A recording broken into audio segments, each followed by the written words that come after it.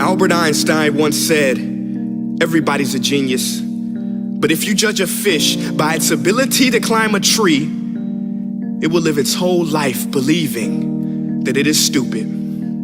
Ladies and gentlemen of the jury, today on trial we have modern day schooling. Glad you could come. Not only does he make fish climb trees, but also makes them climb down and do a 10-mile run. Tell me, school, are you proud of the things you've done?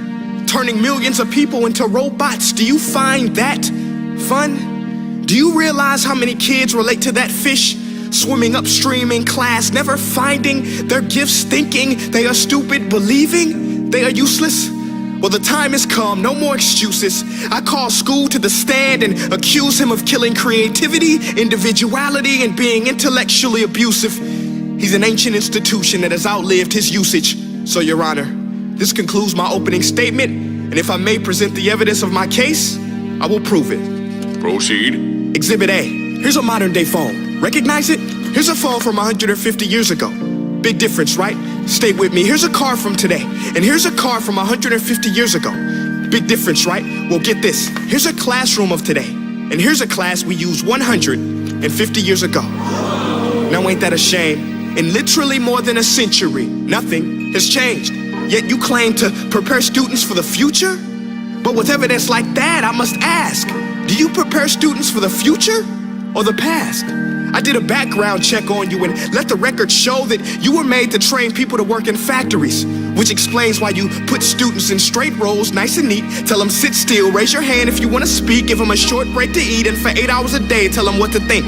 Oh, and make them compete to get an A letter which determines product quality, hence grade A of meat.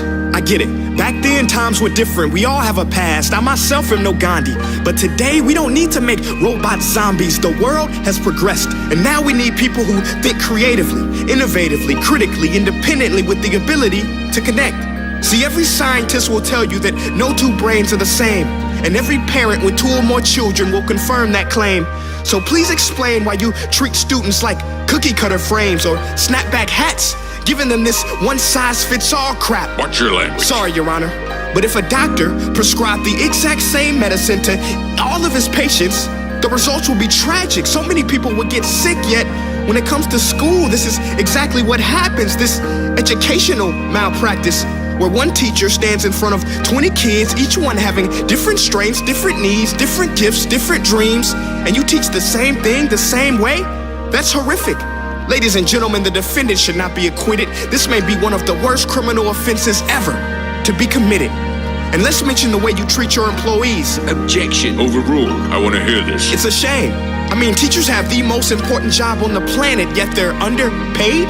No wonder so many students are short-changed. Let's be honest, teachers should earn just as much as doctors, because a doctor can do heart surgery and save the life of a kid, but a great teacher can reach the heart of that kid and allow him to truly live. See, teachers are heroes that often get blamed, but they're not the problem. They work in a system without many options or rights. Curriculums are created by policymakers, most of which have never taught a day in their life. Just obsessed with standardized tests. They think bubbling in a multiple choice question will determine success. That's outlandish. In fact, these tests are too crude to be used and should be abandoned, but don't take my word for it. Take Frederick J. Kelly, the man who invented standardized testing, who said, and I quote, "These tests are too crude to be used and should be abandoned." Ladies and gentlemen of the jury, if we continue down this road, the results will be lethal. I don't have much faith in school, but I do have faith in people. And if we can customize healthcare, cars, and Facebook pages, then it is our duty to do the same for education, to upgrade it, change it, do away with school spirit, because that's useless. Unless we're working to bring the spirit out of each and every student, that should be our task. No more Common Core. Instead, let's reach the core of every heart in every class. Sure, math is important, but no more than art or dance. Let's give every gift an equal chance. I know this sounds like a dream, but countries like Finland are doing impressive things. They have shorter school days. Teachers make a decent wage. Homework is non-existent, and they focus on collaboration instead of competition. But here's the kicker, boys and girls.